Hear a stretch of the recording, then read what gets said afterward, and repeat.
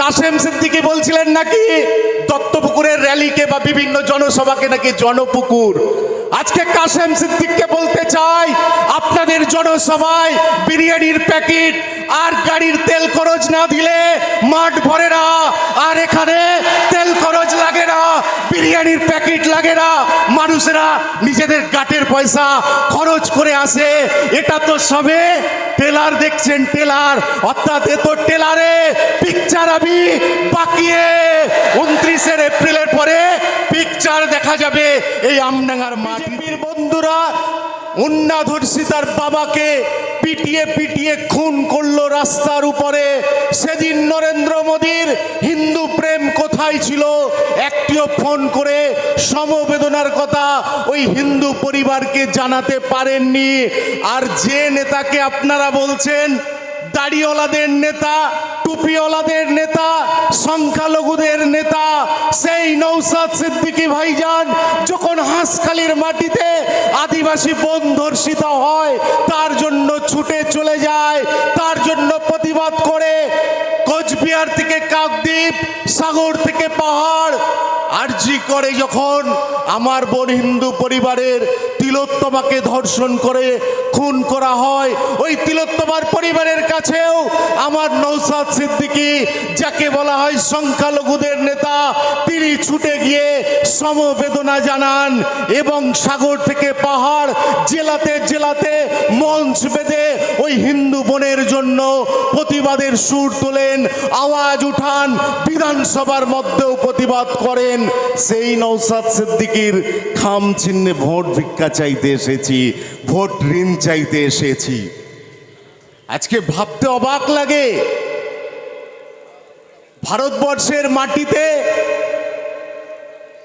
আশফাকুল্লাহ, নেতাজি সুভাষচন্দ্র বসু, ক্ষুদিরাম প্রীতিলতা, ভগৎ সিংরা এই ভারতবর্ষের স্বপ্ন তো দেখেনি।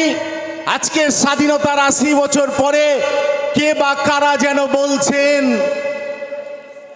দুর্গাপুজোর মণ্ডপ থেকে বিসমিল্লাহ খায়ের সানাইটা বন্ধ করে দিতে হবে। আজকে ভাবতে অবাক লাগে, ভগৎ সিং এর ভারতবর্ষে দাঁড়িয়ে 80 বছর পরে কে বা কারা যেন বলছে বিশ্বকাপ জয়ী কপিল দেবের পাশ থেকে সৈয়দ কিরিমানিকে সরিয়ে দিতে হবে। স্বাধীনতার 80 বছর পরে কে বা কারা যেন এই ভারত ভূমিতে বলছে বিশ্বকাপ জয়ী মহেন্দ্র সিং ধোনির পাশ থেকে জাহির খানকে মুছে ফেলতে হবে। স্বাধীনতার 80 বছর পরে কে বা কারা যেন বলছে তুমি হিন্দু, তুমি জয় শ্রীরাম বলো, তুমি রামায়ণ পড়েছো।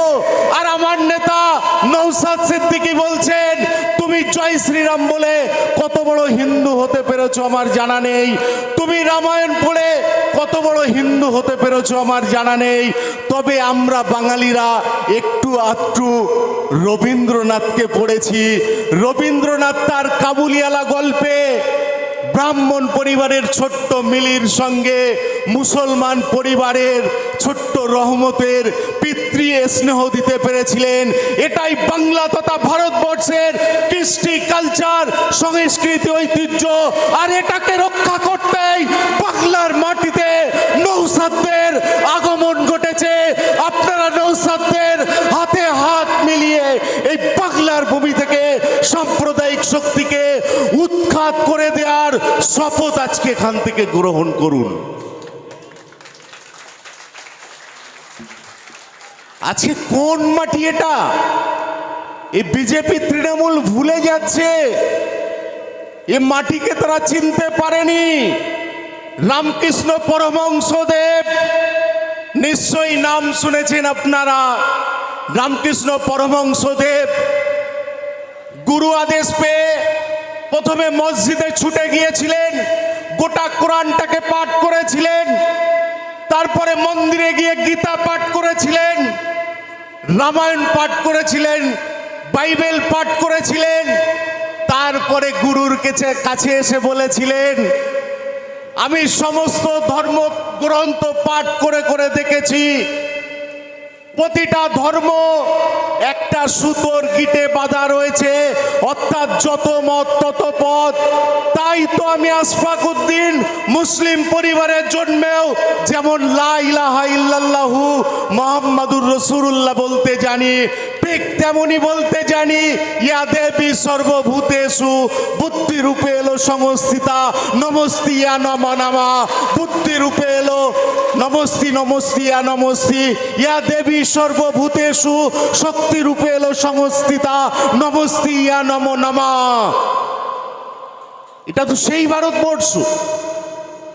নওশাদ বাবুরা, নওশাদ ভাইজানরা, বিমান বাবুরা এই বাংলাকে রক্ষা করার স্বপ্ন নিয়ে আপনাদের কাছে এসেছে আজকে।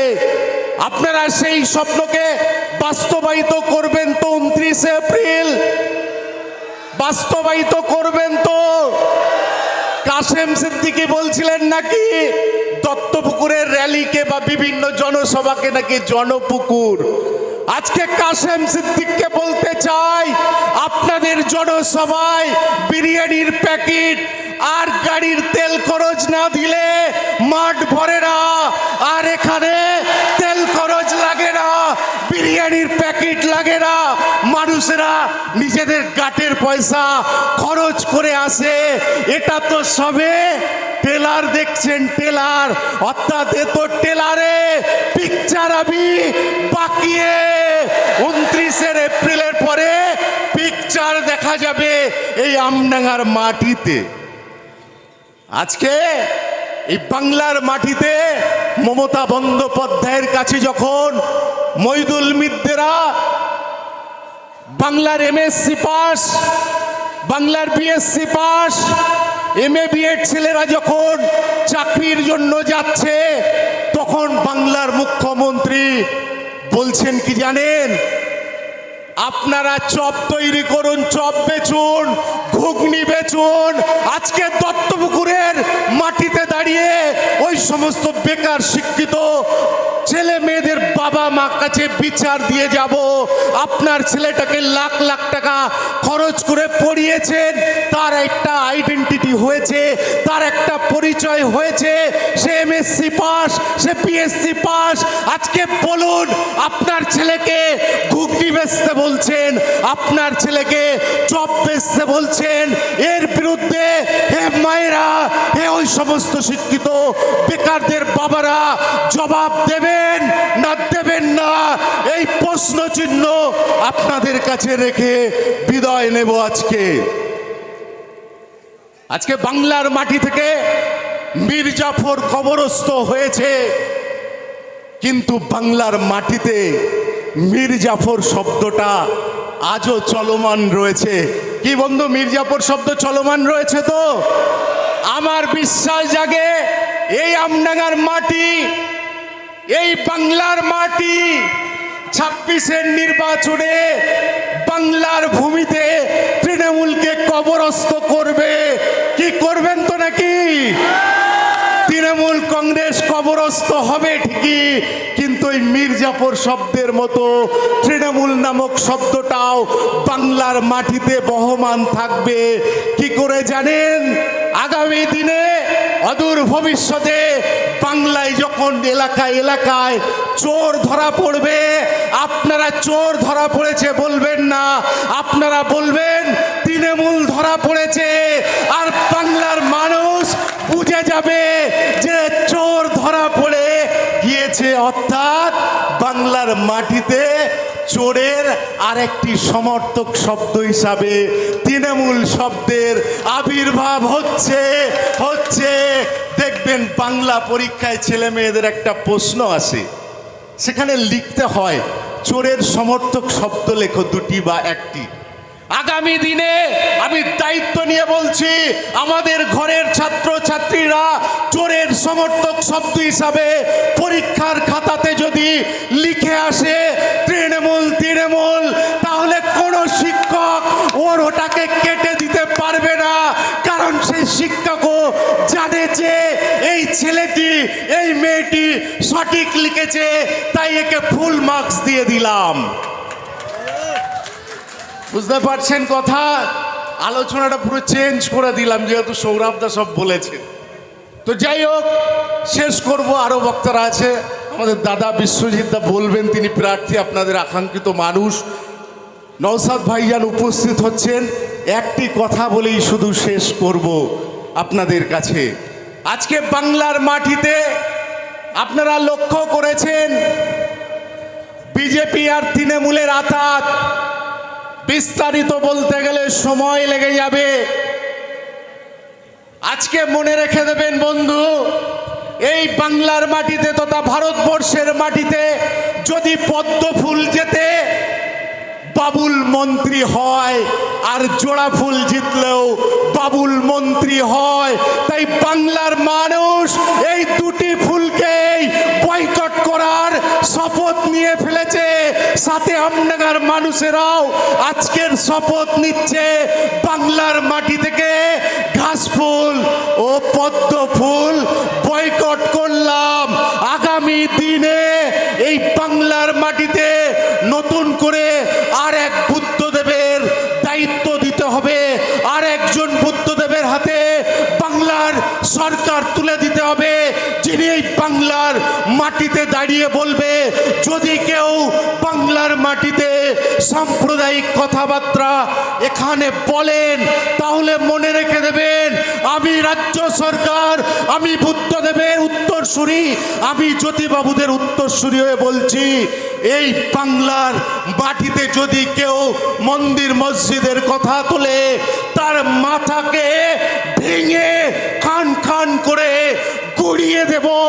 এই কথা বলার সাহস যে রাখে সেই পাকপন্থী বন্ধুদের হাতে এই বাংলা তুলে দেওয়ার শপথ আজকে এখান থেকে নিয়ে আপনারা ঘরে যাবেন, এই আশা আকাঙ্ক্ষা বলে রেখে আপনাদের কাছে আমার ক্ষুদ্র কথা শেষ করছি। আইএসএফ তথা ইন্ডিয়ান সেকুলার ফ্রন্ট জিন্দাবাদ। সকলকে সংগ্রামী অভিনন্দন। আমাদের প্রার্থী বিশ্বজিৎ মাইতি জিন্দাবাদ, কমরেড বন্ধুরা জিন্দাবাদ, পীরজাদা নওশাদ সিদ্দিকী ভাইজান জিন্দাবাদ। সবাই ভালো থাকবেন, সুস্থ থাকবেন। আগামী দিনে বন্ধু অনেক আলোচনা বাকি আছে। শেষ।